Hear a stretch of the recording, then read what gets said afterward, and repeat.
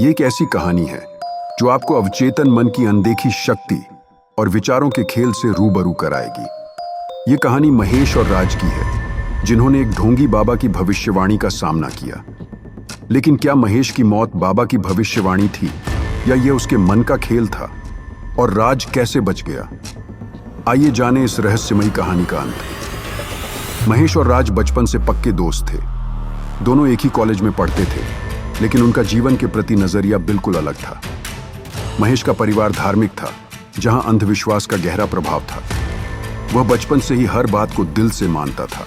राज इसके विपरीत तार्किक और व्यावहारिक सोच वाला था।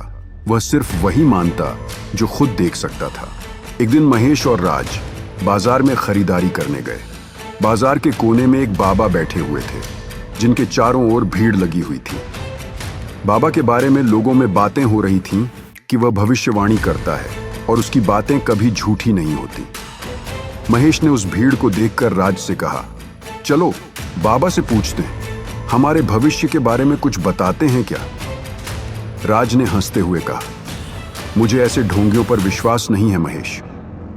महेश फिर भी उत्सुकता में बाबा के पास चला गया। राज भी उसके साथ चला गया, लेकिन वह केवल महेश का साथ देने के लिए वहां था। जैसे ही वे बाबा के पास पहुंचे, बाबा ने अपनी आंखें खोली और गहरी डरावनी आवाज में बोला, तुम दोनों का अंत नजदीक है, पर पहले मेरे लिए कुछ खाना लाओ। राज ने मुस्कुराते हुए कहा, बाबा हमारे पास पैसा नहीं है, हम बस घूमने आए हैं। यह सुनकर बाबा का चेहरा क्रोध से भर गया। उसने महेश और राज को घूरते हुए कहा, इस अमावस्या को तुम्हारी मृत्यु निश्चित है। महेश के चेहरे का रंग उड़ गया, लेकिन राज हंसा और बोला, देखना महेश, ये सब ढोंग है, चलो यहां से चलते हैं। महेश घर पहुंचा और बाबा की बातों से बेचैन हो गया। उसने अपने माता पिता को इस घटना के बारे में बताया। उसके माता पिता भी डर गए और तुरंत पूजा पाठ शुरू कर दिया।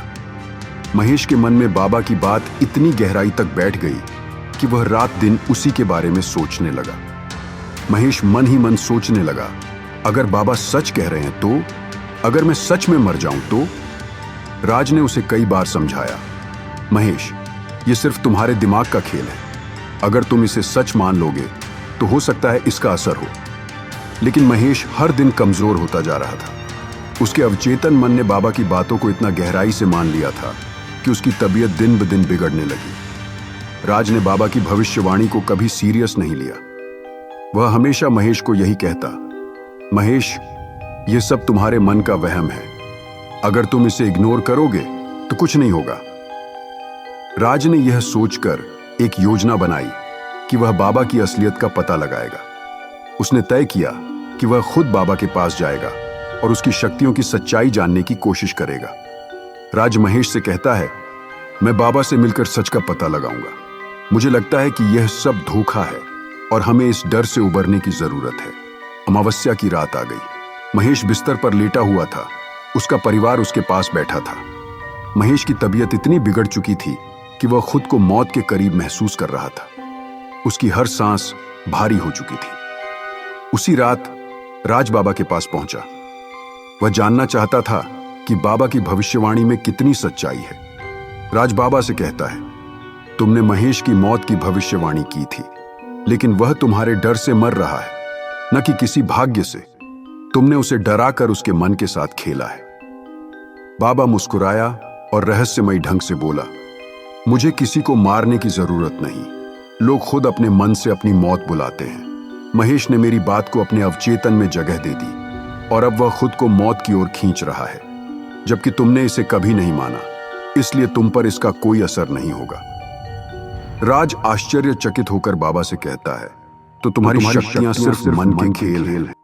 बाबा कहता है, शक्तियां नहीं, बस डर और विश्वास। इंसान वही बन जाता है जो वह बार बार सोचता है। अमावस्या की रात महेश की मौत हो गई। उसकी अंतिम सांस लेते समय उसके परिवार के लोग रो रहे थे और वह डर के साए में दुनिया से चला गया। दूसरी तरफ राज ने बाबा के पास से लौटते समय एक गहरा सच समझा। वह जान चुका था कि यह सब महेश के अपने विचारों का परिणाम था। बाबा ने केवल डर फैलाया था, लेकिन असली ताकत महेश के अवचेतन मन में थी। राज मन ही मन सोचता है, महेश ने खुद अपने विचारों से अपनी मौत को बुलाया। अगर वह अपने मन पर काबू रखता तो शायद आज जिंदा होता। राज ने बाबा से विदा ली और अपने घर वापस आ गया। परंतु जब वह अपने घर पहुंचा तो उसे एक अजीब एहसास हुआ। उसके दरवाजे के बाहर एक चिट्ठी रखी हुई थी। चिट्ठी में लिखा था, अब तुम्हारी बारी है। राज का दिल धड़कने लगा। क्या बाबा सच में शक्तिशाली था या फिर यह भी उसके मन का खेल था?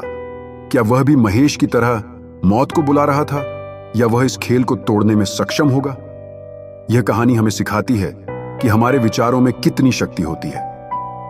महेश और राज दोनों ने एक ही भविष्यवाणी सुनी थी। महेश ने उस डर को अपने अवचेतन मन में जगह दी और उसका अवचेतन मन उसे मौत की ओर ले गया, जबकि राज ने उस भविष्यवाणी को अपने अवचेतन में कभी नहीं जाने दिया और वह सुरक्षित रहा। लेकिन आखिर में सवाल यह है कि क्या राज खुद पर काबू रख पाएगा या वह भी उस डर के जाल में फंस जाएगा? इस कहानी का संदेश ये है, हमारे अवचेतन मन में अद्भुत ताकत है। ये वही बनाता है जो हम बार बार सोचते हैं। इसलिए हमेशा सकारात्मक सोचें और अपने विचारों को सही दिशा में ले जाएं। अगर आपको यह कहानी रहस्यमयी और प्रेरणादायक लगी हो तो इस वीडियो को लाइक करें, अपने दोस्तों के साथ शेयर करें और हमारे चैनल फ्यूल फॉर लाइफ को सब्सक्राइब करना न भूलें।